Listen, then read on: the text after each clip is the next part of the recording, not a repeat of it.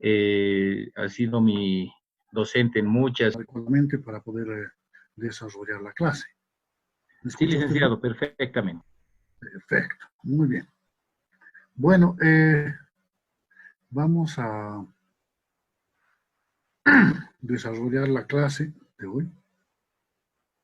Primero quiero agradecerle a Jorge y a su institución por la invitación a participar en estas capacitaciones, o sea, colegas y otros que están interesados en la temática de lo que es el trabajo o lo que hacemos un poco los psicólogos forenses en el ámbito de que es violencia sexual y otros hacia menores. Algo que es importante y que vamos a ver hoy y la siguiente semana es qué hacemos los psicólogos y lo central tiene que ver con el proceso, el proceso de evaluación, que esto es lo primero que vamos a desarrollar. Y a partir de ello, pues vamos a, como les ha explicado un poco Jorge, vamos a ver el tema de la, llamémosle, de el que representa en esta ocasión. Vamos a ver el que representa la evaluación psicológica, en realidad el informe que desarrollamos en lo que es psicología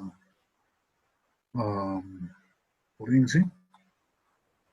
Y asimismo vamos a intentar contestar algunas preguntas que pudieran ustedes desarrollar, tener, etcétera, etcétera. Entonces, un poco les he explicado cuál va a ser nuestra modalidad. Vamos a desarrollar la clase. Yo creo que igual que en la tarde, porque ya la dimos la clase en la tarde, nos demorará un tiempo de 1 hora y media, estimo, y esta hora y media incluirá además una ronda final de preguntas que pudieran ustedes hacerlas, tanto de manera oral o si van teniendo preguntas, vayan integrándolas al chat. Entonces, no sé si ya pueden ver claramente la presentación. ¿Se Sí, ve? licen, perfecto. Ah, ya, perfecto. Entonces podemos empezar. Uno de los aspectos más relevantes, más importantes en la praxis de un psicólogo tiene que ver con el presentar un documento, realizar esto que denominamos informe, ¿no? Un informe que es de alguna manera el resumen de toda una actividad. Sin embargo, en el tiempo cercano, la cantidad de requerimientos de informes ha hecho que muchas personas, sin diríamos suficiente, porque tal vez esa sea la palabra, sin el suficiente, perdón, conocimiento o sin la suficiente información, han emitido, desarrollado informes y estos informes luego se han hecho públicos, especialmente en el ámbito legal, lo cual ha representado que puedan ser visualizados y a partir de ello se genere un altísimo nivel de cuestionamiento, uno sobre los informes, pero lo que luego es más grave, sobre el trabajo propiamente del psicólogo. Es decir, no es solamente el informe el que ha entrado en cuestionamiento, sino también el ejecutor, Y cuando digo el ejecutor no me estoy refiriendo a quien produjo ese informe, sino también a los profesionales en ese ámbito. Entonces, vamos a ver que los informes son diferentes y que muchas veces se confunde tanto el requerimiento, tanto lo que piden como informe, y en lo que también se hace, que esto es lo complejo. Es decir, hay una solicitud, pero también vamos a encontrar una respuesta que a veces no es la más adecuada. Entonces, lo primero que me interesa es que, por favor, lean el siguiente informe. Lo tienen ahí y me gustaría luego que comentemos un poquito qué les parece ese informe.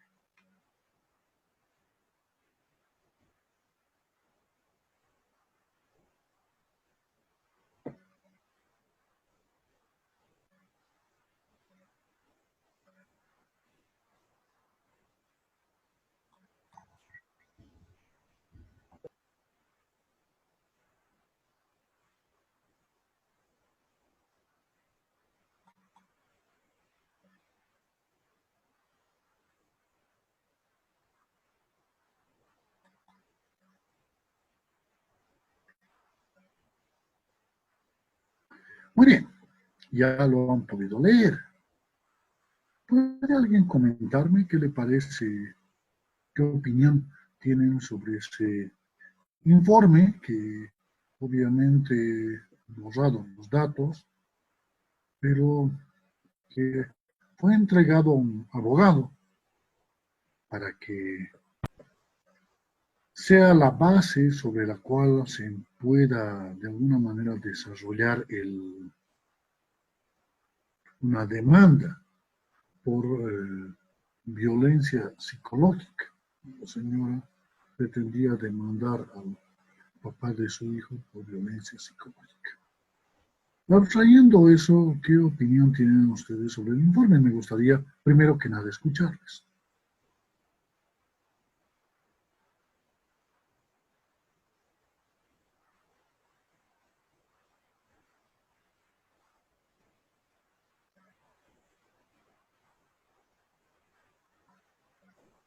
¿Nadie? Buenas noches. Buenas noches. Por lo que puedo.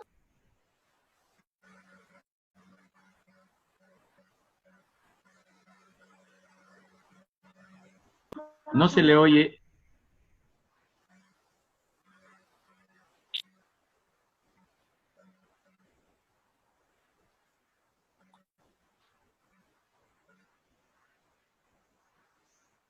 Eva Ceballos, ¿puede hablar? Sí, buenas noches. Buenas ¿Se me noches. escucha? ¿Cómo están? Buenas noches. Bueno, es un gusto conocerlo, el licenciado. Es la primera vez que leo un informe un informe psicológico dentro de un proceso legal.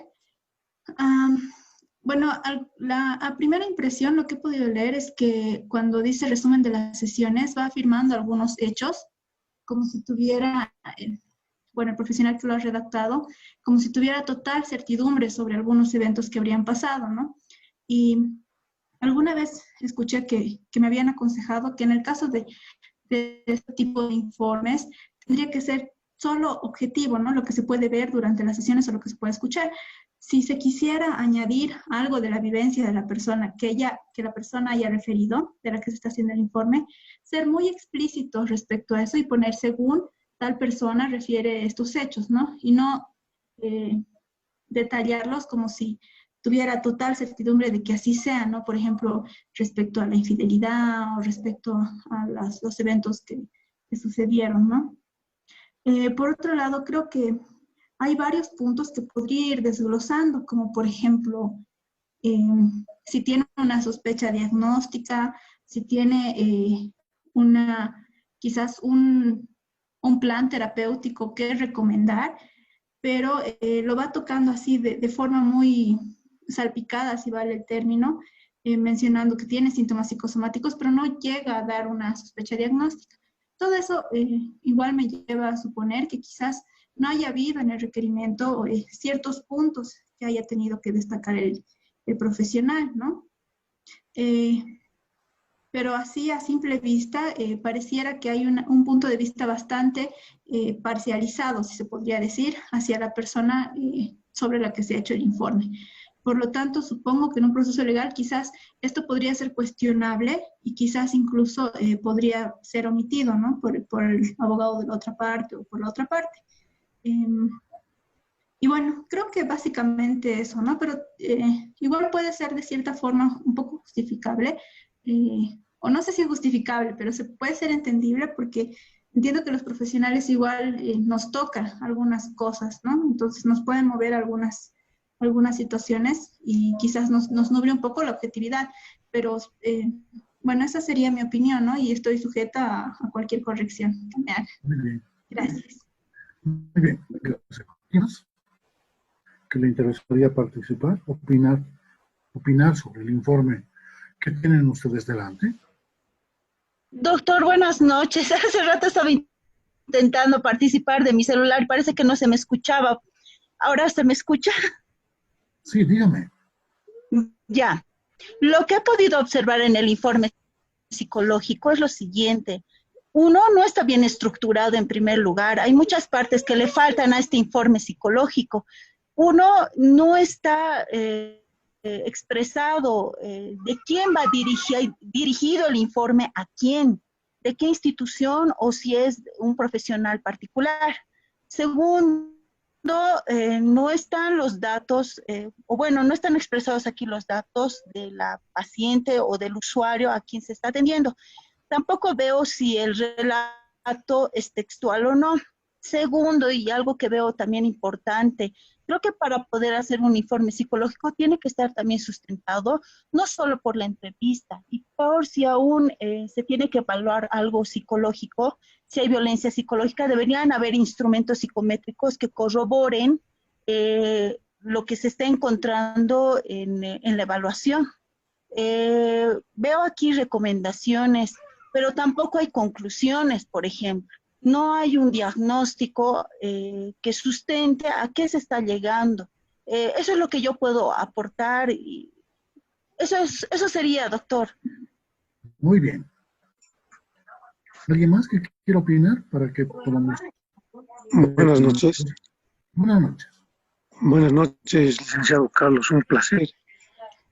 La pregunta es la siguiente. Yo soy abogado y ya las compañeras han observado el informe, sus deficiencias.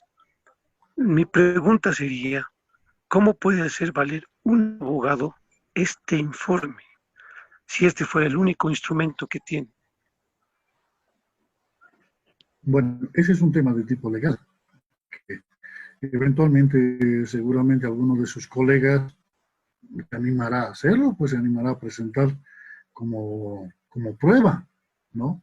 Y ya será el fiscal en su caso, o en su caso el juez, el que podrá aceptar o no aceptar el informe como prueba. De hecho, yo he borrado los datos para que, por un tema ético, para que no se reconozca quién hizo y sobre quién, pero básicamente el hecho de que un abogado pueda presentar un informe hecho de esta manera, pues puede hacerlo, ¿no?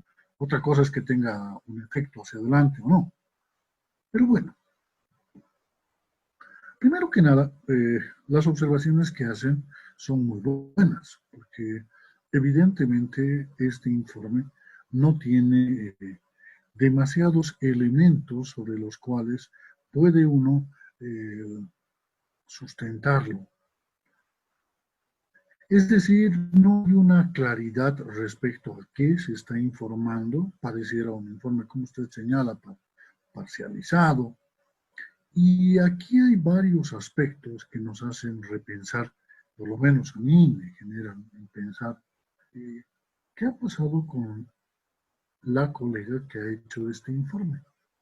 ¿Qué sucede para que hagamos un informe que tenga tantas, llamémosle, falencias? ¿Qué ha sucedido? Y pareciera que la respuesta tiene que ver con el proceso de formación. Muchas veces pareciera que se da por sobreentendido ciertas cosas que deben aprenderse, deben saberse, y lamentablemente no se incide, o lo que es peor, la persona a partir de su propia intuición desarrolla ese tipo de actividades que luego acaban en espacios judiciales, son conocidos y de tal manera que generan un descrédito, uno sobre él o la psicóloga y luego sobre el trabajo que desarrolla.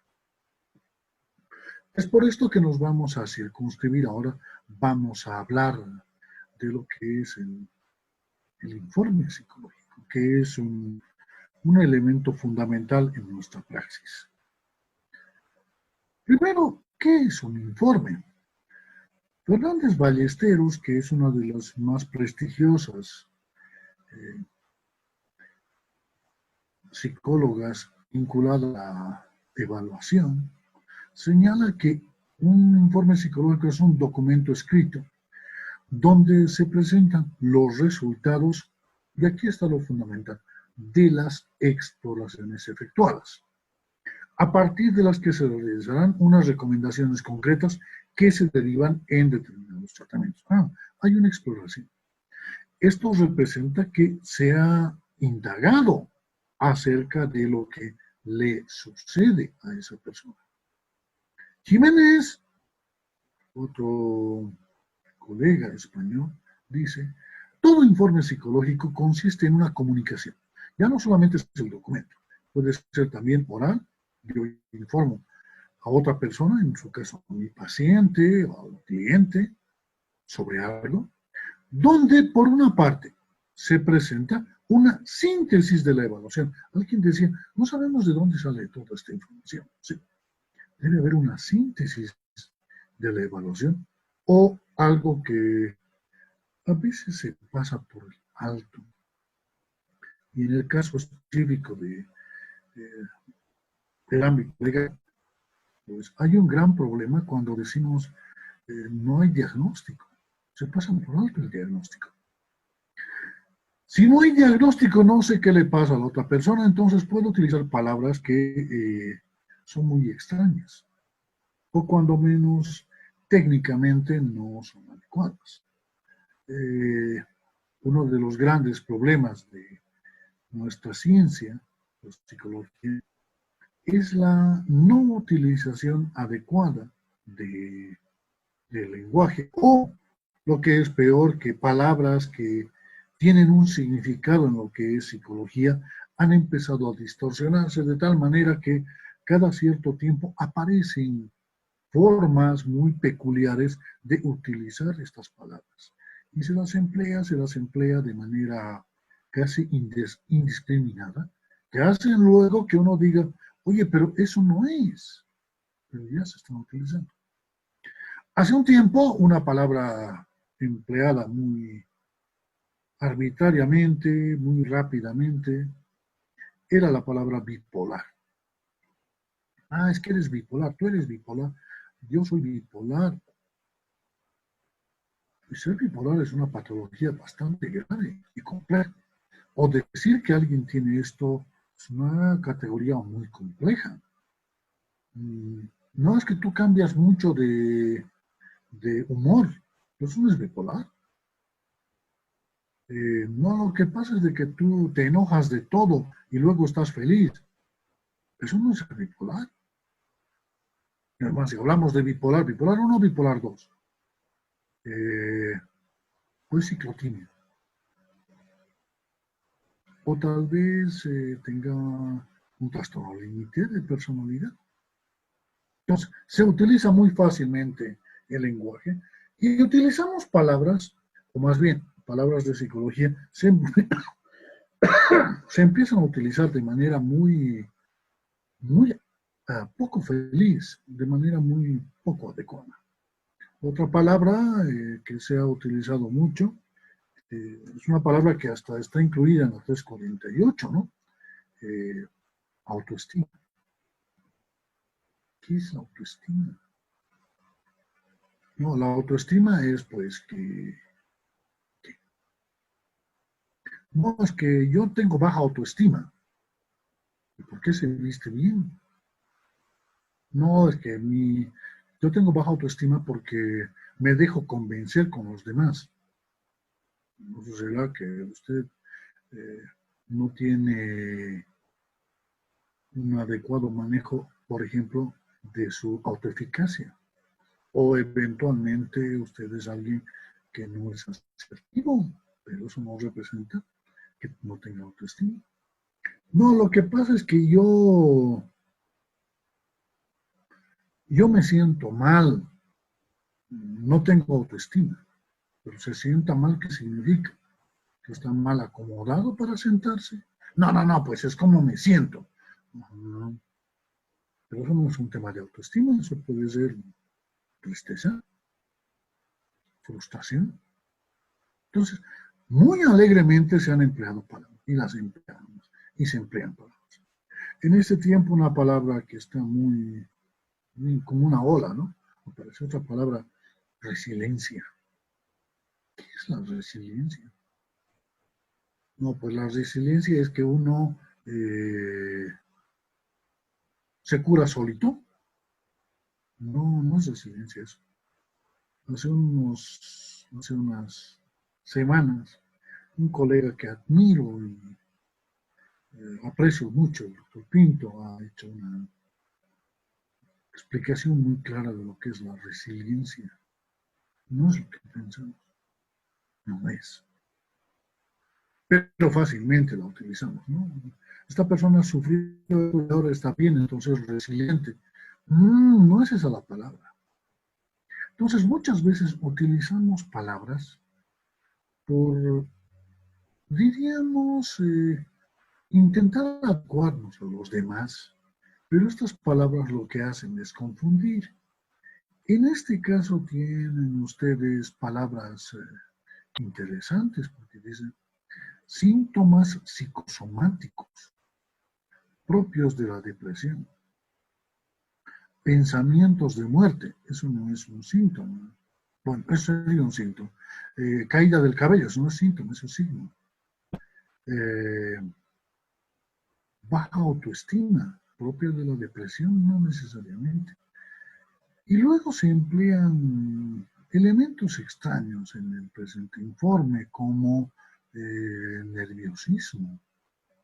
Siempre que alguien habla en el ámbito de lo que es psicología de nerviosismo, yo le pregunto, ¿qué es eso? ¿De qué me está hablando cuando me habla de nerviosismo? No, pues es que está nervioso. ¿Y eso qué significa? No, es que la persona está enojada. Entonces, no, nervioso es estar enojado. Bueno, también, pero no, es que tiene miedo. Entonces está ansioso. ¿Qué es nerviosismo? Y esto hace luego que los informes, como les decía, como el que acaban de ver, tenga serios problemas para ser entendido. Primero, por los psicólogos, y luego lo que es más complejo, puede ser malentendido por otras áreas, por otras ciencias. En este informe, si ustedes han visto, en una parte dice señorita, en otra parte señora. ¿Es una señora, es una señorita? ¿De quién estamos hablando? Bueno, no es relevante eso, sí, tal vez no. Ella se queja de la presencia de una gran cantidad de síntomas, agotamiento emocional y cosas por el estilo, y uno se pregunta, ¿por qué? ¿Qué le está pasando? ¿Es culpa de la pareja? Y aquí hay un aspecto que ya lo han entendido de alguna manera muchas personas, incluidos abogados y otros. La infidelidad no es violencia. ¿Cómo que no es violencia la infidelidad? La infidelidad puede ser cualquier otro tipo de cosas, pero no es violencia. No puede usted acusar a alguien de ser violento contra su pareja si es infiel. Es infiel. Es decir, no cumple con un acuerdo. No, pero al no cumplir con ese acuerdo está siendo violento. No, la violencia es otra cosa. Pero lamentablemente, como les decía, nuestro lenguaje, por lo menos el lenguaje de lo que es psicología, ha quedado muy complicado, muy sujeto a, llamémosle, a la versión bien popular, que luego hace que no se comprenda lo que queremos decir. Es por ello que cuando hacemos un informe, es muy importante, es vital, que éste tenga ciertos parámetros, que es lo que vamos a ver, y que permitan que éste sea comprensible. Entonces, ¿qué es un informe? Primero es un resumen detallado. Que te da de manera escrita. Eso es un informe. Pero hay la opción de comunicarlo oralmente. En el ámbito legal, muchos informes luego deben ser ratificados por quien está informando ante una autoridad, sea fiscal o sea juez.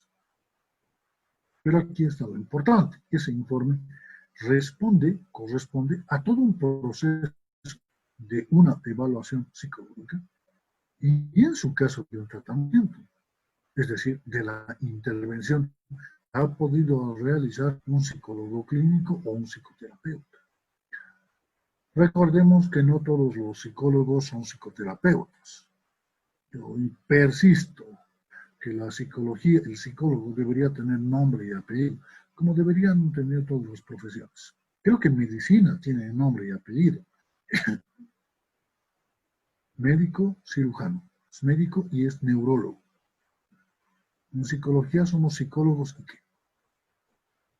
Yo soy psicólogo, yo, psicoterapeuta y además psicólogo forense. Alguien me dirá, yo soy psicólogo educativo. Muy bien. Yo soy psicólogo clínico y psicoterapeuta. Muy bien. Pero deberíamos tener nombre y apellido. Porque no todos los psicólogos están capacitados para A, B o C. Y eso tiene que ver con la visión de lo que hago y paralelamente a eso tiene que ver con para qué estoy preparado, en qué me he capacitado. Pero para hacer un informe debería haber un proceso de evaluación. Es decir, hay una indagación, un reconocimiento, un visualizar a la persona. Me evaluar. Y luego de esta evaluación, se ha hecho una intervención, en su caso. Se ha hecho un seguimiento. Y el informe permite que yo pueda decir qué está pasando con esa persona. ¿Por qué emitimos informes? Pues depende. Porque puede ser a petición de un paciente, a petición de un cliente, o también puede ser a petición de los progenitores. Quiero que evalúe a mi hijo. Está teniendo problemas en el colegio. No puede aprender a leer. Quiero que lo evalúe. ¿No? Y luego haré un informe. Pero también puede darse que sea solicitud de una institución. La institución pide que se haga la evaluación de estas personas. De alguien de afuera o alguien de adentro. Organizacional se emiten informes para ascenso de puestos, por ejemplo. Pero también el informe puede darse por el desempeño de la función pública.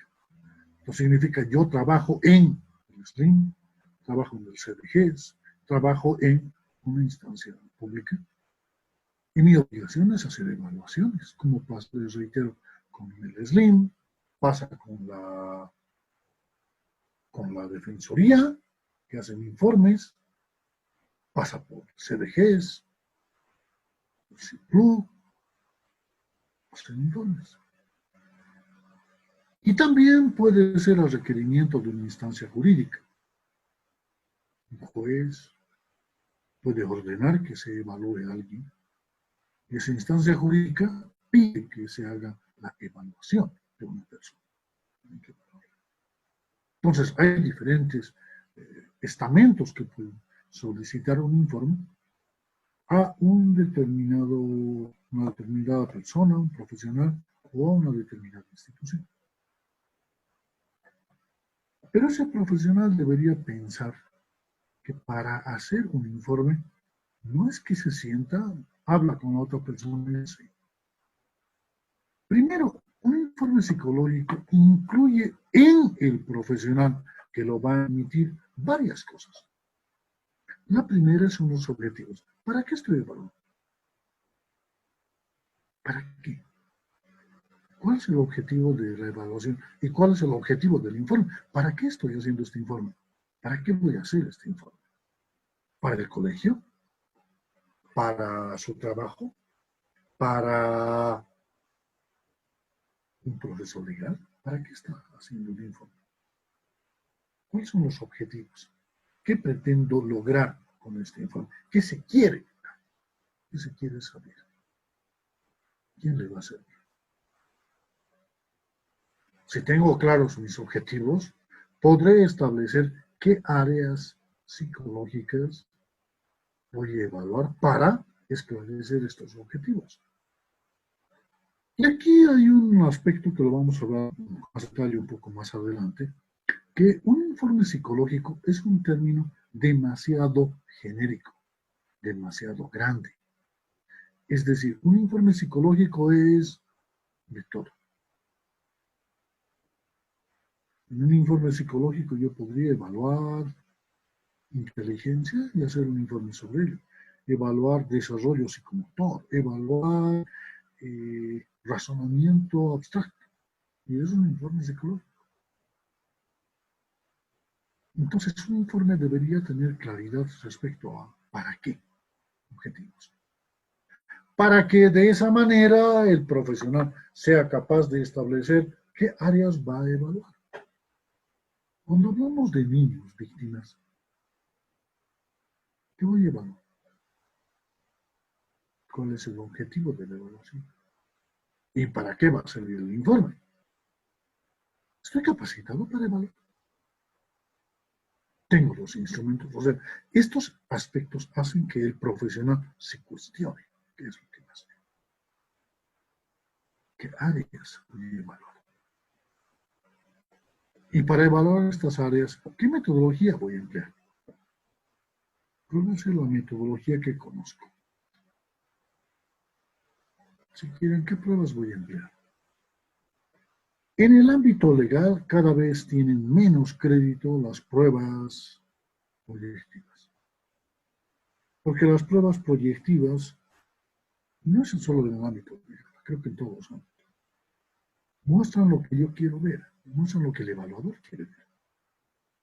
Durante muchos años, igual que, como les decía, con respecto al lenguaje, en psicología han habido olas de pruebas proyectivas.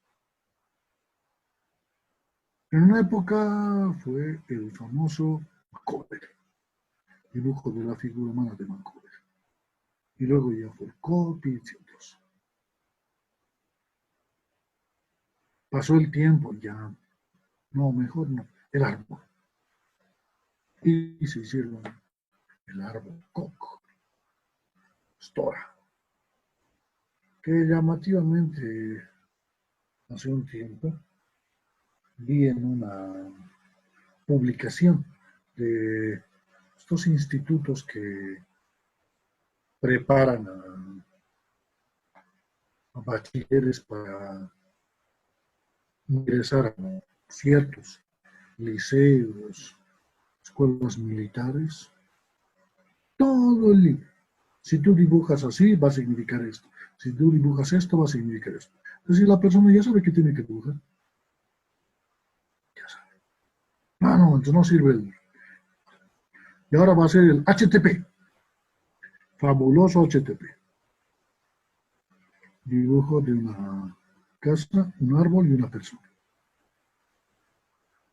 Vamos a dibujar y vamos a ver, vamos a interpretar. Claro, vamos a ver lo que queremos ver. Y en ese tiempo, una prueba que, igual que el Mentizam, parece que sirve para todo, igual que eso que están hablando tanto en las redes sociales, el dióxido de cloro, que es un poco más cura hasta el mal de ojo. ¿No? Ah, pero no tiene evidencia. Ah, no, no importa la evidencia. ¿No importa? Claro que importa, en la ciencia importa. Y psicología es una ciencia. La fabulosa prueba persona bajo la lluvia. Hace un tiempo hablaba con un colega chileno y me decía, esa prueba a nosotros no nos sirve para nada. Yo le decía, ¿por qué, che? ¿Cuál es el fundamento? Me decía, es que viejo, hay regiones en Chile donde jamás llueve. Jamás, no llueve. No llueve. Años de años que no llueve. No, nadie conoce lo que es un paraguas. Nadie conoce. ¿Cómo le vas a decir que una persona bajo la lluvia si no conoce lo que es la lluvia? Y me dice al sur, hacia el lado de la Antártida, al revés, todo el tiempo llueve. Todo el tiempo llueve. ¿Cuál valor puede tener una prueba así? Donde no tienes parámetros y tú interpretas. Tú dices, ah, esto es lo que está expresando. En el ámbito legal tiene muy poco peso una prueba proyectiva, a pesar de que se las utiliza. Y probablemente muchos abogados no preguntan y la prueba termina teniendo valor en un proceso legal. Pero no sirve para... ¿Qué metodología voy a emplear para hacer mi evaluación? Que luego la voy a incluir en mi informe. ¿Qué metodología? ¿Cómo voy a hacer? ¿Y qué resultados tener? ¿Qué hago con estos resultados? ¿Qué significan estos resultados? Y aquí hay algo fundamental en el ámbito de lo que es violencia sexual. ¿Qué representan estos resultados? ¿Que sufrió violencia sexual? ¿Que hay afectación? ¿Que no hay afectación? Todo esto el informe debe cuestionar al profesional. ¿Qué voy a concluir? ¿Cómo puedo concluir? Si no tengo esta claridad, ¿cómo concluiría? ¿Qué diría? ¿El niño sufrió una violencia sexual? El niño violado, y después el médico establece que no hubo violación. Es que yo he visto, es que nos cuidamos mucho. ¿Cómo voy a hacer mis conclusiones? Que van a depender de todo este proceso, de obtener resultados, de entrevistas, etcétera, etcétera. ¿Qué voy a recomendar? Yo suelo decirles siempre, colegas, que por lo menos están trabajando en el ámbito legal, no hagan recomendaciones fuera de lo que es psicología. Alguna vez leía informes donde decía, se recomienda que se sigan todas las acciones legales. Le está diciendo al abogado, haga lo que tiene que hacer. Le está diciendo al abogado, usted haga una acción legal. Le está recomendando al juez algo. Le va a recomendar al juez, ¿con quién se quedan los niños? Podemos tener esa capacidad de recomendar. A veces le ordena al juez. Y aquí está lo complicado. Si yo me meto con otras ciencias se pueden meter con nosotros, ¿no? Entonces, algún rato, como lo vi en Sucre, un abogado solicitaba que se evalúe a su cliente con el test de Rorschach. ¿Por qué no tiene que decir con qué prueba voy a evaluar? Me pedirá un área que yo evalúe, ¿no? No me va a decir cómo voy a evaluar, ¿no? No puede.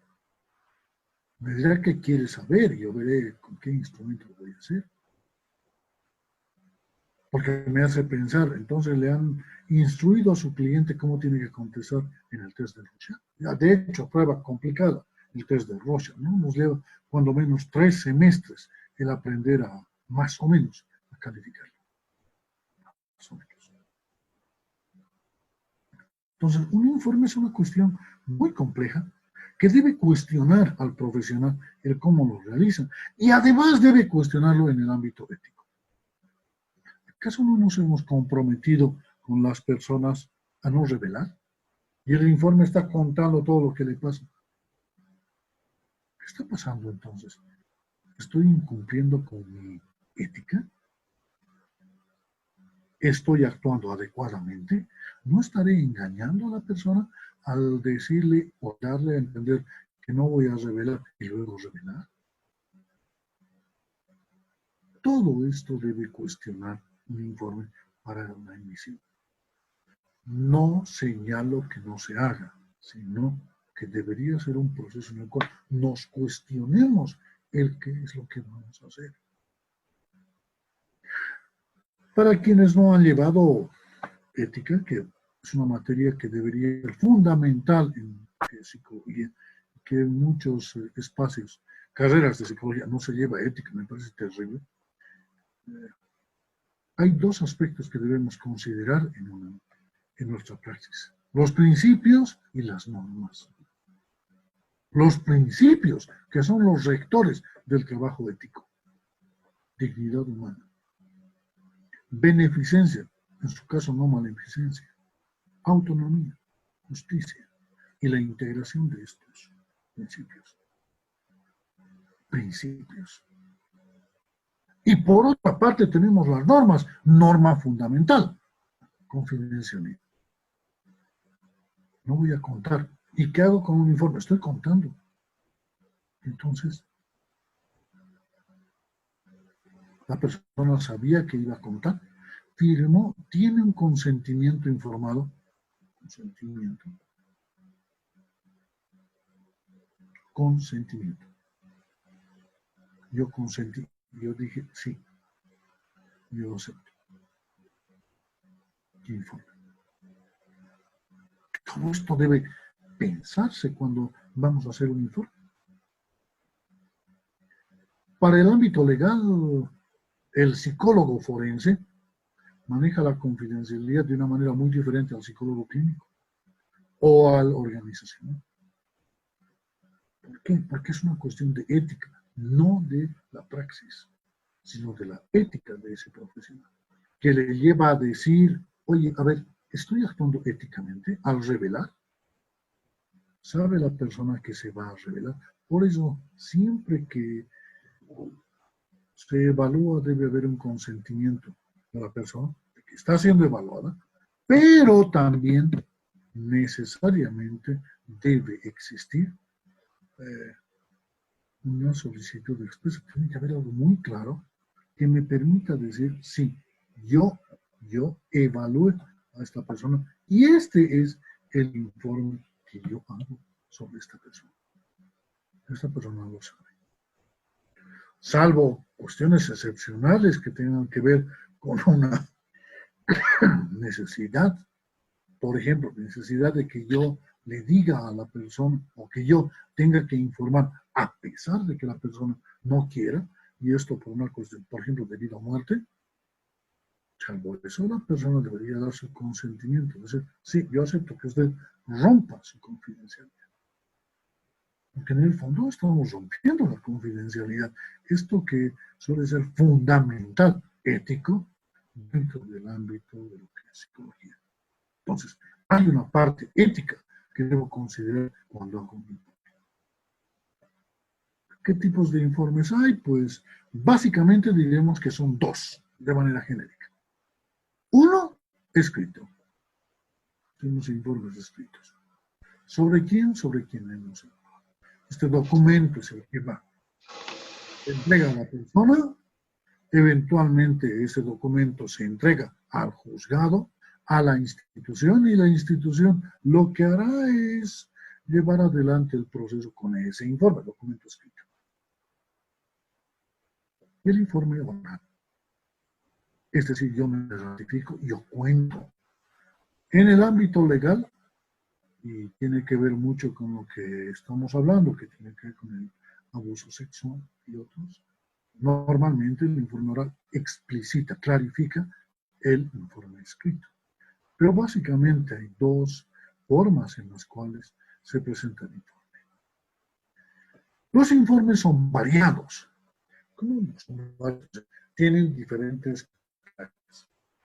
El primero y el más fácil, si cabe el término, es el que, más que un informe, es lo que se denomina un certificado psicológico.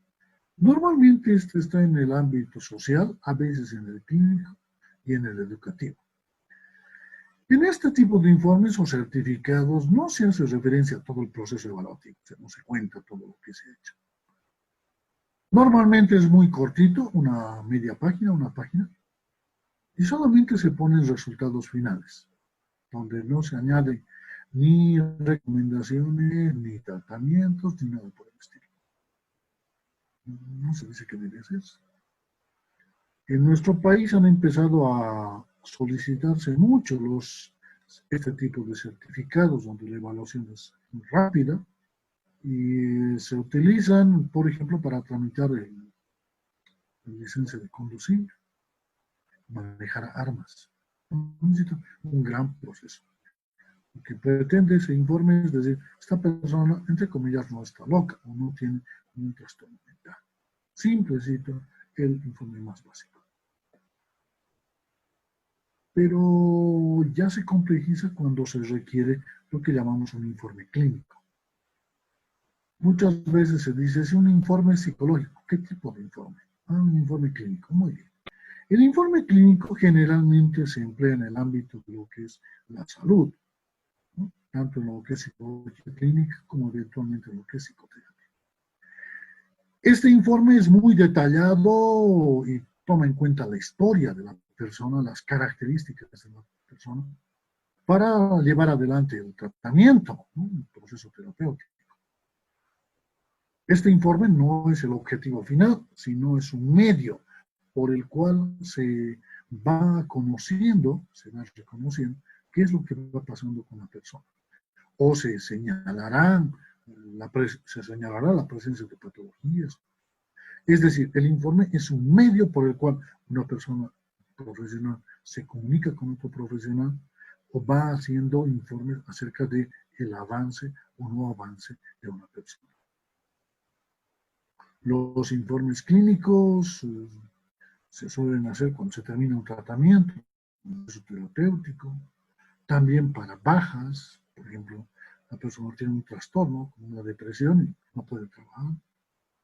Entonces, tiene una especificación. En este tipo de informes se requerirá que la persona lo solicite. Es decir, yo tengo también. La persona me ha solicitado que haga un informe sobre el proceso terapéutico. Recordemos que la terapia no es charlar con otra persona. Si pensamos que es charlar, tomaremos un café, que hablaremos de cualquier cosa. La terapia es un proceso complejo en el cual se trabaja todos aquellos aspectos que son complejos para la persona y que eventualmente pueden no haberse resuelto adecuadamente. ¿Quién va a terapia? ¿Quién tiene una psicopatología? No todos van a terapia. Porque la psicoterapia viene a ser como una operación, una cirugía. Todos van a terapia. No todos necesitan una cirugía compleja además. No, pero es ir a charlar nomás con el psicólogo. No, entonces no está yendo usted a hacer terapia. Tal vez consejería. ¿No? ¿Qué hago con esto? ¿Qué hago con consejería? Terapia es un proceso más complejo. En la terapia se intenta establecer cómo está funcionando, cómo se está relacionando la persona con el entorno y paralelamente a esto, qué características tiene ese entorno y cómo la persona puede adaptarse o no adaptarse al mismo. Terapia hace alguien que tenga una enfermedad mental. Oye, entonces los psicólogos trabajan con locos, alguien dirá, también. Dicen que de poeta y loco todos tenemos un poco. Pero básicamente, pero la gente normal va a hacer terapia, claro, pero puede tener patologías. Recordemos que un documento fundamental para establecer diagnóstico es el DSM-5. Y ahí tienes toda un área de desadaptaciones que no necesariamente son una psicosis, como una esquizofrenia o un trastorno esquizofrénico, ¿no? Ser dificultades en el relacionamiento familiar, problemas en el desarrollo, problemas adaptativos, etcétera, etcétera. Entonces, el informe clínico tiene que ver con la evaluación que se ha hecho de la persona, el seguimiento que se hace o la conclusión de un tratamiento específico. Estamos hablando de un informe psicológico clínico. En cambio, ya en el ámbito legal, nos vamos a encontrar con dos formas de realización de informes. El primero es el informe psicológico forense y el segundo es el dictamen pericial. Procesos diferentes, tiempos diferentes, formas diferentes de realizar la evaluación. Lo vamos a ver un poquito. Este tipo de informes solo se hacen en el ámbito judicial. ¿Quiénes lo hacen? Los psicólogos forenses, no todos. Y en estos informes la rigurosidad es mucho mayor. ¿Por qué? Porque esta rigurosidad tiene que ver con cómo se especifica el proceso evaluativo. ¿Para qué? Para llegar a estas conclusiones. Los informes, tanto el informe psicológico forense como el informe pericial, no son un medio, es un fin. El trabajo del psicólogo forense concluye con el informe. Aquí está. Este es el informe. Lo mismo que hace el médico forense.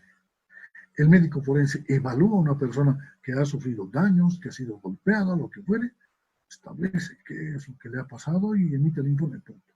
Pero me duele mi brazo, que le vea un traumatólogo, que le atienda un traumatólogo. Pero está fracturado mi brazo.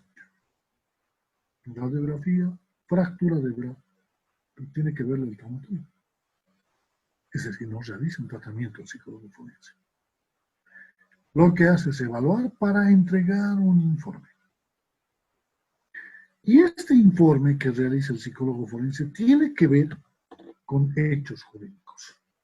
Y entiéndase que no estoy hablando de delitos, sino de hechos jurídicos. Por ejemplo, se puede evaluar respecto a un hecho jurídico que es la adopción. No lo hace cualquier psicólogo. Debería ser un psicólogo forense, porque va a revelar ante la justicia. O para el tema guarda. ¿Cuál de los progenitores es el más adecuado para quedarse con los hijos cuando los padres se divorcian? La mamá, no necesariamente. Si bien hay una tradición de que sea la madre la que se quede con los hijos, no necesariamente sucede. Es más, muchas veces no es lo mejor que se queden a cargo de la madre. En la mayor parte de los casos sí, pero casos no. Entonces, se hacen evaluaciones para lo legal y les reitero, no necesariamente por delitos, sino puede ser por hechos jurídicos, guarda o custodia, para adopciones, pero también sobre hechos jurídicos, la comisión de un delito y ver si tiene o no tiene responsabilidad penal, credibilidad del testimonio, si es creíble o no es creíble lo que dice, la presencia de daño psíquico. Y en el ámbito forense hay que hacer la relación entre el hecho jurídico y lo que tiene la persona, es decir, la alteración que está presente en la persona. Por otra parte, también encontramos los llamados contrainformes. El contrainforme es más que nada una forma de informar acerca de algo que ya se ha emitido, un informe. Yo les he mostrado un informe hace un ratito y sobre este se podría hacer un contrainforme en el ámbito legal. En realidad no es un informe, sino es una revisión del informe que ha realizado, que pretende establecer, destacar los errores que tenga a nivel metodológico o también en lo que serían conclusiones. ¿Cómo a nivel metodológico? Se han pedido o se ha evaluado personalidad y ha utilizado una prueba que no tiene nada que ver, por ejemplo, un CUDER o un Raven, pruebas que no tienen nada que ver, una de orientación vocacional, otra prueba de inteligencia, y me han pedido que evalúe la personalidad. Esto es un error, está mal tomado, más que mal tomado, mal empleada la prueba. El contrainforme podrá señalar esto. Es decir, toma el informe y hace un análisis del mismo. ¿Cuál es la finalidad de que se establezca si se ha hecho bien, se ha hecho mal, o también si hay errores en las conclusiones? Se encuentran estos resultados y la conclusión es contraria a los resultados. Entonces, ¿Qué es lo que se hace? Evaluar todos estos fallos para luego plantear qué debería haberse hecho, qué debería hacerse. Muchas veces me dicen, pero si ha tomado una prueba proyectiva sobre personalidad, o más bien, ha tomado una prueba psicométrica de personalidad, y yo creo que debería haber tomado una prueba proyectiva. Me parece fantástico que usted crea, pero eso no puede ponerlo en un contrainforme. Porque en un contrainforme así, ¿la prueba era adecuada o no? Si la prueba de personalidad y de personalidad, pues, ¿qué puede decir? Ha calificado mal. Ahí está bien su queja, su observación. No es que no me gusta esta prueba, no conozco esta prueba. Es un problema suyo. Pero no significa que esté mal realizado. Entonces, lo que se plantea en un contrainforme es que se haga una evaluación del informe como tal, buscando que de alguna manera se mejore o se corrija o se establezcan qué errores se han tenido. La idea es que se revisa el informe de manera objetiva, sin que haya un ataque o una problemática con el autor del informe. No es un problema quién lo hizo. No se trata de atacar a quien lo hizo, sino de ver los fallos que se ha tenido. Se puede entonces... Siguiente, por favor. Las excepciones pueden ser... Ya dicen, hubo un cruce. Bueno.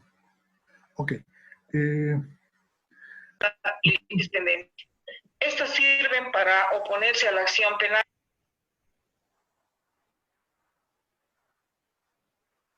Yo creo que ahora dicen, por favor. No sé, no entiendo la pregunta, si es que es pregunta. No sé que vamos a contestar al final y eventualmente no he escuchado completa la pregunta. Vamos a Parece contestar. que era un cruce nomás, licenciado. Parece que era un cruce nomás. Okay.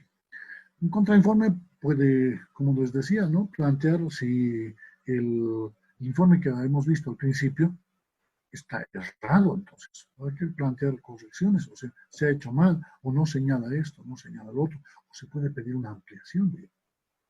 O definitivamente señalar los cuestionamientos y ya será el abogado el que dirá, este informe está mal hecho, no se debería tomar en cuenta, planteará sus objeciones sobre esa prueba.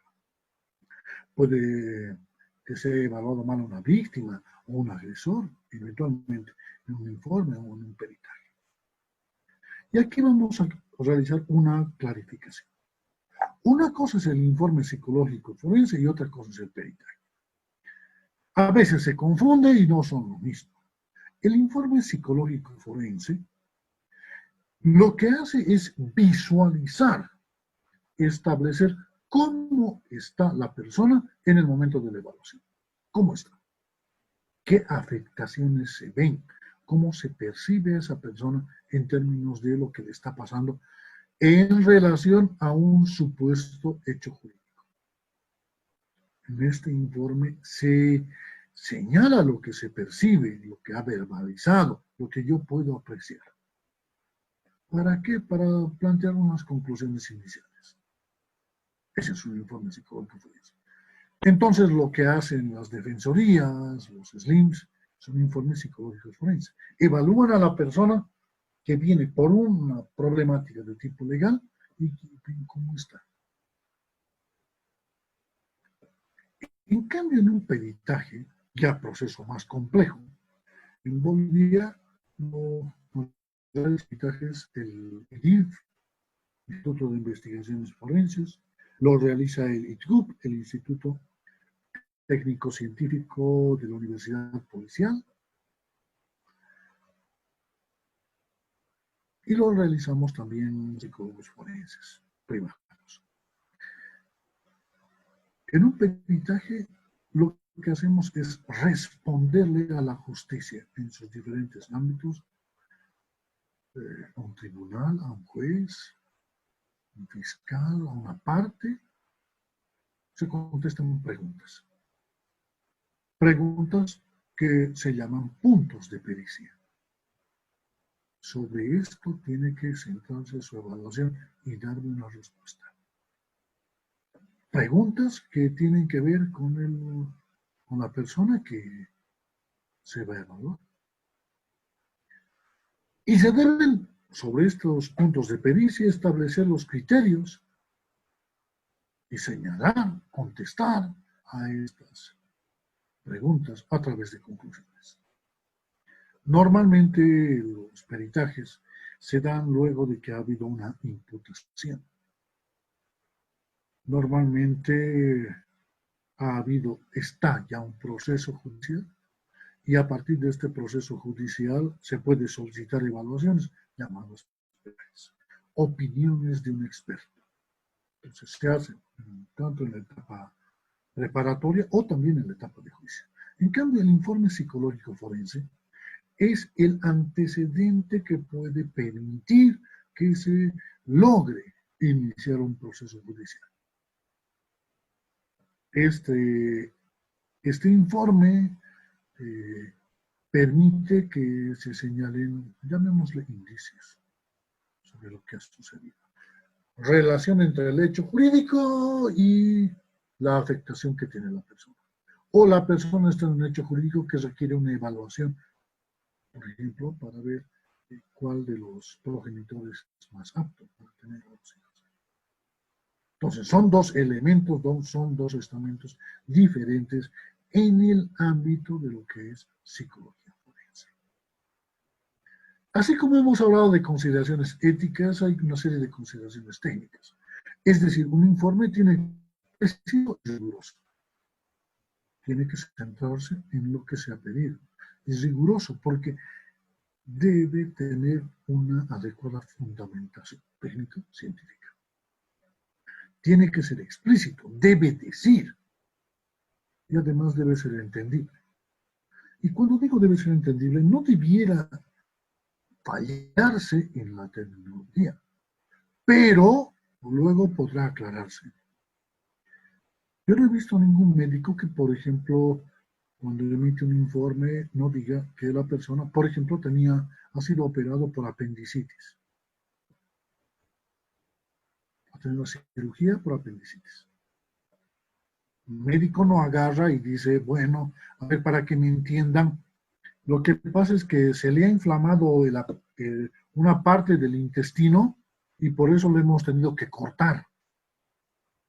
Sí, claramente, ha habido una intervención quirúrgica donde se ha extirpado el apéndice porque tenía una apendicitis. Tienen que explicar, lo explicarán, pero utilizan términos técnicos. Y lo mismo pasa en nuestros informes, tienen que ser técnicos, entendibles, es decir, no debería darse demasiadas vueltas. Tiene que ser útil, debe servir, tiene que ser relevante, mostrar aquellos aspectos que son importantes, informativo, debe dar información, y lo que es fundamental debe ser defendible. Cuando dice, la persona presenta nerviosismo, ¿cómo defiende esa palabra? ¿Qué es nerviosismo? O si usted dice, la persona tiene depresión, me pregunto, ¿qué tipo de depresión tiene? ¿Qué elementos, qué criterios clínicos muestra para que usted afirme que tiene una depresión? ¿Y cuál es esta depresión? Tengo que saber defender. Por eso le pondré, si encuentro que la persona tiene una alteración, esta es la alteración, porque cumple estos criterios. La extensión debe ser razonable. Habitualmente los peritajes, 8 páginas, 20 páginas. Pero un informe psicológico por lo menos debería tener un par de páginas. El informe que hemos visto, una página y 5 secciones. Debe responder al pedido subyacente de la evaluación, es decir, debe contestar a la evaluación. Ahora vamos a ver algunos datos para entrar ya a la parte final. Primero diremos, no hay un solo formato. No hay un único formato. Cada profesional puede desarrollar, de acuerdo a sus conocimientos, a su habilidad, a su experticia, a su experiencia, pero debería tomar en cuenta algunos elementos para que el informe cuando menos tenga partes comunes. De última, cada uno tiene su estilo redactando el informe, pero no debería olvidar la rigurosidad científica. Hace algunos años hicimos un trabajo, más o menos con 60 colegas en la ciudad del Alto, con participación de gente de La Paz, en una gran institución como es Gregoria Apaza, que propició el que nos pongamos de acuerdo. Éramos 60 profesionales que trabajaban en ese tiempo en el ámbito de violencia y maltrato, para ver cómo deberían hacerse los informes. Y este documento que fue publicado por Gregoria Apaza, entiendo que en muchas instituciones todavía se maneja. Nos habíamos puesto de acuerdo en el formato. ¿Qué debería tener? Un informe clínico debería tener toda una identificación. Número de informe, a quién, de quién, qué institución, qué número de matrícula tiene la persona que esté evaluando, por qué está evaluando o por qué está presentando el informe, en qué fecha, qué sesiones se han hecho y cuándo está entregando el informe. Los datos de la persona, nombre, edad, género, fecha de nacimiento, datos específicos como número de cédula de identidad, estado civil, hijos, hermanos, ocupación, domicilio. Y luego unos antecedentes. ¿De qué estamos hablando? De toda la historia de la persona, por lo menos resumida. ¿Qué es lo que podría estarle llevando? Estamos hablando del informe clínico. ¿Qué es lo que yo he encontrado en la persona, en su historia? Luego, ¿qué técnicas e instrumentos de evaluación emplean? ¿Cómo he evaluado lo que teóricamente tiene la persona? He utilizado qué pruebas para medir qué he encontrado en esa persona. Y a partir de ello, ¿cuál ha sido el diagnóstico? ¿Qué tiene esa persona? ¿Tiene una patología? ¿No tiene una patología? ¿Tiene dificultades relacionales solamente? ¿Qué es lo que le sucede? Si eventualmente tiene que ver con la intervención terapéutica, aquí se señala cuántas sesiones terapéuticas ha tenido, qué logros se han alcanzado. Recordemos que siempre el proceso terapéutico debe tener objetivos. Para algo está haciendo terapia. ¿Se han alcanzado o no se han alcanzado? Y obviamente las recomendaciones que tienen que ver con el ámbito netamente psicológico. Esto es, ¿qué le recomiendo yo a la persona? ¿Qué recomiendo? ¿Que siga realizando terapia? ¿Que tenga este tipo de hábitos? Que se recomienda netamente psicológico. Y esto tiene que ver con el informe clínico. Esto del informe forense debería tener una descripción del profesional, quién es, qué características tiene el evaluado, por qué se está haciendo esta evaluación, qué es lo que ha sucedido para que se haga esta evaluación. ¿Quién pidió? ¿Pidió la persona? ¿Pidió la familia? ¿Quién? Debería haber una contextualización sobre lo que pasa, un historial del delito, del peritado que se está requiriendo, una evaluación del funcionamiento actual. ¿Cómo está la persona ahora? Y esto lo he conocido a través de la entrevista, o a través de las pruebas que he podido tomar que me permiten señalar, esta persona tiene esto. He evaluado esto. ¿Por qué? Porque tengo luego que ver qué resultados he obtenido, qué es lo que encuentro como resultados, qué le pasa a la persona. Resultado. ¿Tiene daño? ¿No tiene daño? Presenta esta alteración. Y otra vez, en relación al hecho jurídico, o en su caso, en relación al delito. La persona señala que sufre de violencia, ha sido abusado, sufre de maltrato. Vaya, ese hecho, ¿cómo hace que en el momento se encuentre la persona?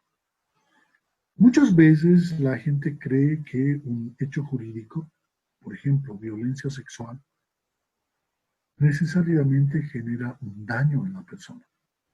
Y puede que no en una primera etapa. Es decir, un niño que inclusive puede haber sido violado, puede no desarrollar sintomatología, lo cual no significa que no ha pasado. No significa que no ha pasado. sino puede no desarrollar daño, puede no desarrollar el hecho de que ese niño se encuentre, en comillas, mal. ¿Y por qué? O sea, pero si lo han violado. Claro, es que usted entiende el concepto de violación. Entonces ese niño, ¿no? Y la persona que actúa es alguien que el niño quiere, con quien jugaba, y que entiende solamente que lo lastimaron, que es muy torpe su primo el jugar. Pero quiere seguir jugando porque se divierte con él, porque juegan a la play todo el tiempo. No, pero el niño tiene que, puede que no ha recibido la suficiente información sobre sexualidad. Entonces, por eso debo ver si es que existe daño o no. Muchas veces no hay un daño por lo sucedido, sino a veces por el entorno. Y aquí algo que es fundamental entender es la famosa revictimización, que tiene una mala conceptualización. Un profesional está indagando, le está preguntando a un niño que ha sufrido violencia sexual, por ejemplo, no violación, le pregunta, y yo he visto algunos casos, abogados que le dicen, señor juez o señor fiscal, le estás revictimizando. Pero se está preguntando. No, pues ya ha dicho una vez que le ha pasado eso y es suficiente. No es suficiente. Pero lo estás revictimizando. A ver, defíname revictimizar. Es que le pregunto, no, eso no es revictimizar. Porque es todo un proceso de evaluar. Que le pregunte inadecuadamente, eso sí es revictimizar. Que le diga, ¿y por qué pues ha sido así? No, así es revictimizar. Pero si le pregunta que, por ejemplo, los detalles, no estás revictimizando. Porque algo fundamental en el ámbito forense es que el psicólogo forense debe dudar. Ojo, no debe creerle, debe dudar. Pero ¿cómo va a dudar la víctima? Pues debe dudar, porque si no duda, no averigua, no indaga. Simplemente se queda. La víctima dijo que la violaron. Y ya está, entonces la han violado. Sí. Y no puede mentir. No, los niños no mienten. No mienten los niños. ¿Usted cuando era niño no mintió? Sí, pero en ese tema no mienten. Tal vez no. Pero pueden haber sido inducidos a decir algo. Le vas a decir a la psicóloga esto. Alguien que tenga interés. ¿Ha pasado? Sí, ha pasado.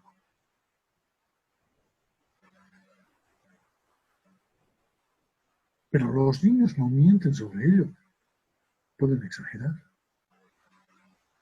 O pueden, les reitero, ser inducidos. Sería muy útil que ustedes pudiesen ver una película norteamericana basada en hechos reales. Se llama Impeachment. Es el caso Martin. Y trata sobre un caso real en Estados Unidos que modificó muchísimo la creencia sobre la violencia sexual. La guardería McMartin, los miembros, era la abuela, la mamá, la hija y el hijo que trabajaba en esa guardería, son acusados de abusar sexualmente a los niños que participaban en un trabajo que estaban ahí. El proceso duró 10 años prácticamente. Le costó en su tiempo $10 millones. Conclusión. Fueron declarados inocentes.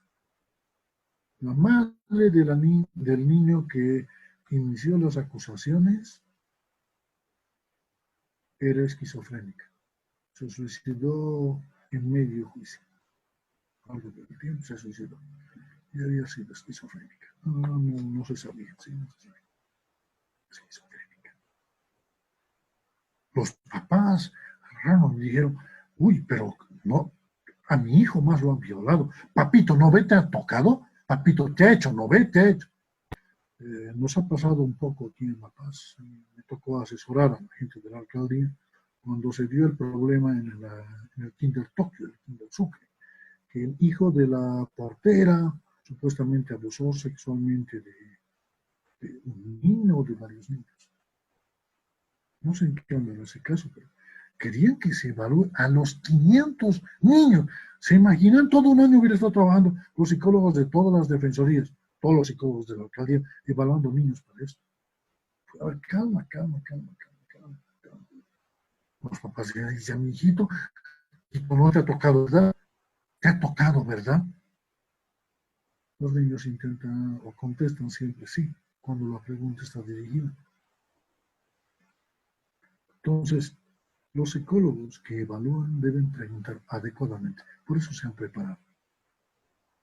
Es un error plantear que la revictimización es preguntar, porque está en nuestros protocolos de evaluación. Preguntar. No, pero hay que creerle a la víctima. Y si me están mintiendo. No, pero los niños no mienten. ¿Mienten? Sí mienten los niños. ¿A partir de qué edad?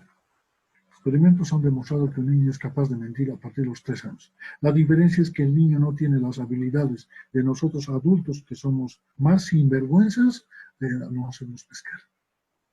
Los niños se hacen pescar. Los niños son capaces de mentir. Lo cual no significa que todos los niños que son, que dicen que los han abusado sexualmente están mintiendo. No necesariamente. Un caso que pareció terrible, un caso que llevó juicio, todo un lío. El niño pronunció estas palabras, el fulanito, pincha poto. ¡Ah! Le ha metido una pinza al anito del niño. La psicóloga de la defensoría no sabía si sí había pasado o no, dice, por el lenguaje del niño. Es que el niño ha dicho pincha poto, que no tenía 3 años, no sabía hablar bien. Fue abusado. Solamente se había levantado porque el empleado le dijo, están separados sus papás, su papá está en la parte de abajo, llévalo. Medio dormido, lo ha bajado las gradas, lo ha entregado a su papá y se ha subido. En ese tiempo había pasado.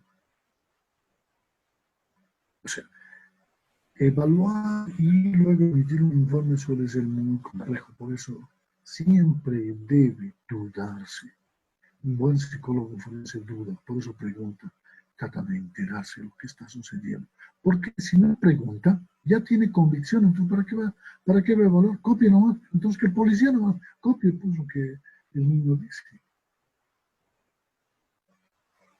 No es revictimizar, volver a preguntar. Preguntar mal, sí, eso es revictimizar. En el informe forense, hoy nos estamos pasando, en el informe forense debe plantearse la historia del delito, de lo que se está peritando, cómo está la persona en el momento, qué resultados se tiene, qué conclusiones y qué recomendaciones. Se puede plantear bibliografía. Más o menos este era el formato para los casos de maltrato sexual. ¿A quién? ¿De quién? ¿Cuál es la referencia? Un supuesto de violencia sexual, fecha de evaluación, los datos de la persona evaluada, como están viendo, los antecedentes del caso. ¿Qué ha pasado? ¿Cómo ingresó el caso? ¿Cómo yo conocí el caso? ¿Cuáles son los antecedentes familiares? Por eso se indagan muchas cosas. Padre, ocupación, madre, edades de los hermanos, un poco la historia familiar, las características de esto. ¿Sabes dónde? ¿Y cómo ese niño ha sido recrecido? ¿Qué instrumentos de evaluación se han empleado para este informe, para esta evaluación? ¿Cuáles han sido los resultados de esos instrumentos? ¿Y cuáles son las conclusiones? Para el peritaje, ya es una cosa más compleja. Los peritos son personas que son expertas, acreditadas. Lo que se solicita es que hayan unos datos identificativos, nombre de la instancia que ha remitido a la persona a ser evaluada, quien ha pedido, el fiscal, el juez, identificar a la persona que se va a evaluar, que se está evaluando, identidad, edad, estado civil, etc. ¿Cuáles son los puntos de pericia? ¿Cuáles son las preguntas de la justicia? ¿Cómo se revisa? ¿Cómo se ha hecho? ¿Cuáles son los parámetros de evaluación? Número de sesiones, cuánto tiempo, qué áreas se hagan, qué cosas y por qué. Y luego, qué tipo de pruebas.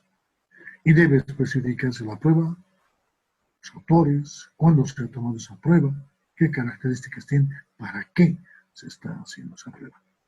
Si han habido entrevistas, ¿cuáles han sido? Hacer una sinopsis, un resumen de ellas. Y luego, ¿qué resultados tengo de las pruebas? ¿Cuáles son los puntajes? Para luego integrarlos, si quieren interpretarlos, manejarlos de manera objetiva. ¿Para qué? Para que en las conclusiones yo pueda dar las respuestas que se han hecho a las preguntas que trae consigo intrínsecamente los puntos de pericia. Las conclusiones tienen que ser claras, no tan extensas, pero entendibles. No debieran ser subjetividades, sino lo más objetivamente posible. Eventualmente podría recomendarse, si se encuentra patologías, recomendaciones sobre tratamientos, etc. Pero dentro del marco de lo que es psicología, no saliendo de lo que es psicología. Se pueden incluir anexos, no sean necesarios. Se puede pedir bibliografía que respalde lo que yo estoy planteando. Y obviamente debe identificarse claramente el nombre de la persona que está evaluando. Un poco habíamos hecho este formato, que tiene los datos, como les llamo, cuando se entrega el informe, el motivo del peritaje, ¿no? Las características del caso, cuál es el requerimiento, cuáles son los puntos de pericia, qué fechas con horas que se han realizado la evaluación, número de sesiones, la caracterización de la persona evaluada, en todos esos detalles, cuáles son los antecedentes del caso, qué tipo de caso es, qué técnicas, qué instrumentos de evaluación se han utilizado, cuáles son los resultados de ellos y cuáles son las conclusiones. En estas, les reitero, se deben introducir todo lo que son las respuestas a los denominados puntos de pericia. Finalmente, ¿qué recomendaciones se van a dar? Esto es más o menos el formato, el cómo se maneja el informe, un informe psicológico. Y bueno, esto es lo que correspondería a la clase de hoy, de manera más sucinta posible. Nos quedaría más o menos 5 minutos, que es lo estimable, para contestar a sus preguntas. Si han mandado preguntas, creo que hay algunas preguntas, voy a contestar. Y si alguien tuviera preguntas, Jorge seguramente va a darles la palabra, podremos contestar, y si no, terminaríamos la clase. A ver, dice la pregunta. Muchas ¿Sí? gracias, licenciado, muchas gracias. Sí, vamos a esperar, por favor, si tienen preguntas. La dinámica de esta tarde nos ha permitido ver que Licen va a leer la pregunta y les va a dar unas respuestas, así que por favor estén atentos todos. Y si luego de esto alguien levanta la mano para hacer una pregunta directa, también podemos hacerlo. Gracias, Licen, estamos atentos. Dice, ¿cuál es la diferencia entre psicólogo clínico, psicólogo psicoterapeuta y psicólogo forense? Casi es un sinónimo clínico y terapeuta. El clínico es alguien que va a trabajar generalmente con patologías, es alguien que va a hacer diagnóstico, y se entendería psicoterapeuta alguien que más que nada interviene, pero ambos casi son sinónimos. Los psicólogos clínicos generalmente son psicoterapeutas, es decir, personas que intervienen respecto a la problemática que tiene una persona, trabajan con la persona respecto a esta problemática. Un psicólogo forense es alguien muy distinto. Es alguien que lo que hace es ocuparse de evaluar a una persona para emitir informes. Y estos informes tienen que, o más bien, son enviados a un ámbito legal. Es decir, esa persona evalúa para la justicia. Entonces, no se ocupa tanto del tema tratamiento, sino se centra en averiguar, indagar, establecer lo que le pasa a la persona y por ello emitirá informes, sea psicológicos forenses o en su caso hará peritajes. Esto es que de alguna manera le contestará a la justicia las preguntas que tenga. Son dos ámbitos diferentes, son dos éticas diferentes, porque en el ámbito clínico y terapéutico sí hay confidencialidad, y eso lo sabe la persona que llamémosle, está siendo evaluada. En el ámbito forense no existe confidencialidad, pero esto también lo debe saber quien está siendo evaluado. Esto de manera genérica para Sandra Ivette Corquía. Dice, siendo los diferentes tipos de informes en el ámbito de la psicología fundamentalmente en un proceso de violencia sexual técnico, a efecto de poder manejar correctamente los mismos, sugiero que nos pueda facilitar ejemplos de los referidos informes para poder entender con mayor precisión. No entiendo la pregunta. No entiendo cuál es la pregunta. O sea, ¿ejemplos de informes? No entiendo. O sea, ¿cómo les paso un informe que alguien ha hecho? Lo central es que el informe psicológico forense se centra en cómo está la persona respecto a un hecho jurídico en el momento que evalúa. ¿Cómo está esa persona? En términos de signos, en términos de síntomas, en términos de la presencia o no de psicopatología. ¿Para qué? Para que se emita un informe. Para el ámbito pericial hay una serie de requerimientos que hace la justicia. Estamos hablando de puntos de pericia, que es el psicólogo forense que a partir de entrevistas, toma de pruebas, etcétera, etcétera, va a contestar a esas preguntas de la justicia. Y en el ámbito clínico es que tengo un paciente y este paciente es atendido y entonces me solicita que haga yo un informe. E informaré bajo esta solicitud, generalmente por escrito, lo que le sucede. Esto es lo que debería hacerse.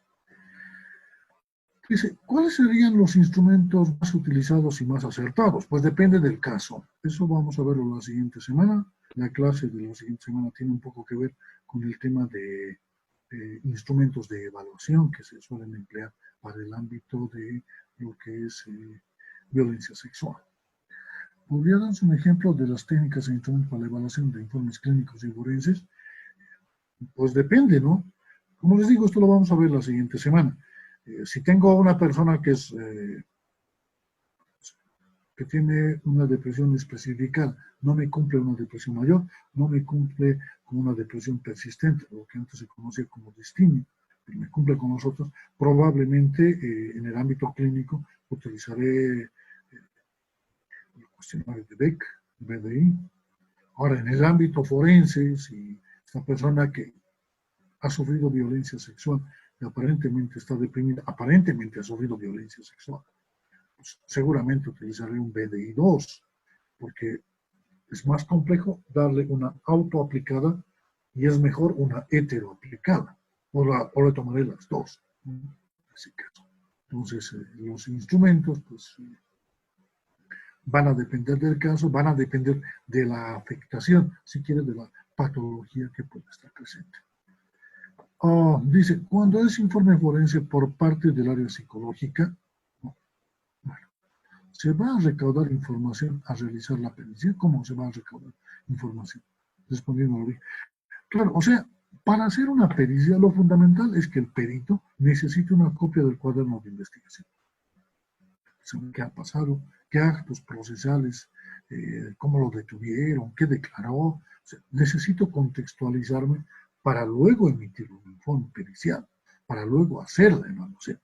Si no, estoy a ciegas y no voy a saber qué ha pasado, qué ha sucedido.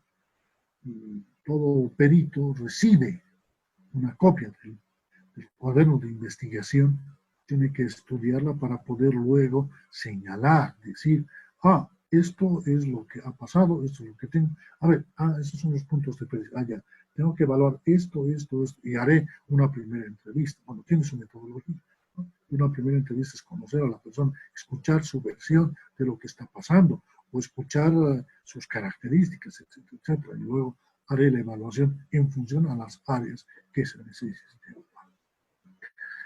¿Se puede sugerir puntos de pericia? Por supuesto que sí. Muchos abogados consultan a los psicólogos, muchos abogados me preguntan qué puedo pedir para una pericia, dependiendo del caso, ¿no?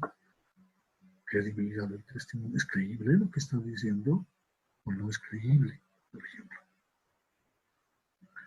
Dice, si los familiares no se encuentran conformes y piden otra opinión por otro profesional psicólogo, ¿se toman en cuenta ambos informes psicológicos dentro de... A ver, primero, un informe psicológico forense se va a desarrollar generalmente de manera institucional. Ahora, pueden solicitarlo a un psicólogo particular, claro, pueden solicitarlo. Ahora, no están de acuerdo, no se trata de que estén de acuerdo, ¿no? El informe es el informe. Es lo que se ha encontrado y es lo que se va a señalar.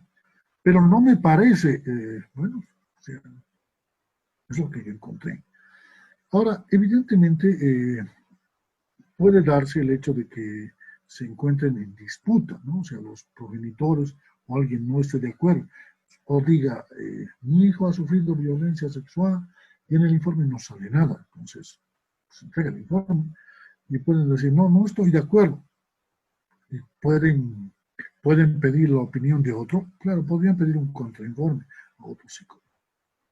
Si no ha cometido errores, seguramente el contrainforme dirá, pues, no se ha encontrado nada o no encuentra nada. Pero generalmente no piden los familiares. Como es un ámbito legal, puede ser la justicia a través de sus diferentes operadores, o lo otro puede pasar que puede una mamá pedir, ¿no? Supongamos, una evaluación, un niño de una niña, y yo haré la evaluación, pero no le parece. Esto suele darse más que nada en personas adultas, en violencia intrafamiliar, por ejemplo, que no están de acuerdo, porque yo estoy sufriendo mucho. Está bien, pero yo tengo que objetivizar ese sufrimiento, porque la persona puede decirme que está sufriendo mucho, no me genera convicción, y ya no puedo poner algo que no tengo como convicción. El área legal y trabajo social, ¿qué rol cumple el informe forense? No entiendo. O sea, en el área legal solicita un informe psicológico forense. Así como puede solicitar un informe de trabajo social forense, puede solicitar. Ambas ciencias estamos dentro del derecho, y el derecho es un ámbito legal. ¿Qué rol cumple? Pues depende de lo que quiera utilizar el abogado. Generalmente el informe es base para solicitar la apertura de un caso y en su caso la imputación de una persona. En caso de informes forenses, ¿se recomienda realizar diagnósticos del DSM-5? Sí, siempre.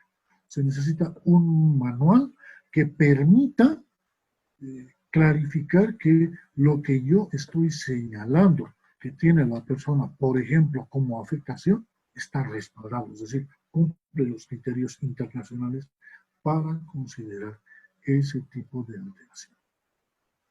Ok, esas son las preguntas que veo por escritas, Jorge. No sé si es que hay otras. Sí, no, yo creo que ya cerramos por cuestión de tiempo. Yo le agradezco mucho, licenciado. Bueno, si estudiaríamos en una clase normal, creo que aplaudiríamos todos. Ha sido sumamente claro, ha sido sumamente importante. Creo que a los tanto colegas psicólogos, trabajadoras sociales y abogados que estamos en este curso, yo creo que ha sido súper importante su participación. Eh, Podríamos haberlo dado nosotros al curso, pero qué mejor que usted, que es experto en el área y en la materia, licenciado. Nuevamente, muchas gracias. A nombre de todos nosotros estamos todavía esperando la siguiente clase. Y nada, muchas gracias, licenciado. Ha sido muy linda clase. A nombre de todo el curso le doy muchas gracias, licenciado. Estamos el próximo martes a las 7 en punto. Perfecto. Muy bien, nos vemos el día martes entonces.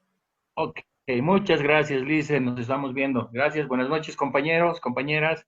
Gracias por su atención. Nos vemos el día martes a las 7 con el licenciado y este jueves con el área legal.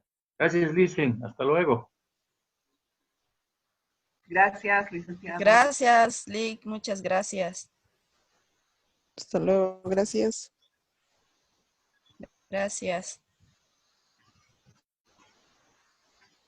Gracias, Licen.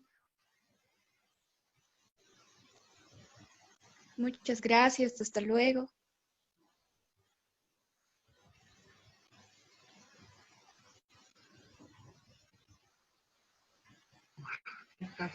Ya fue el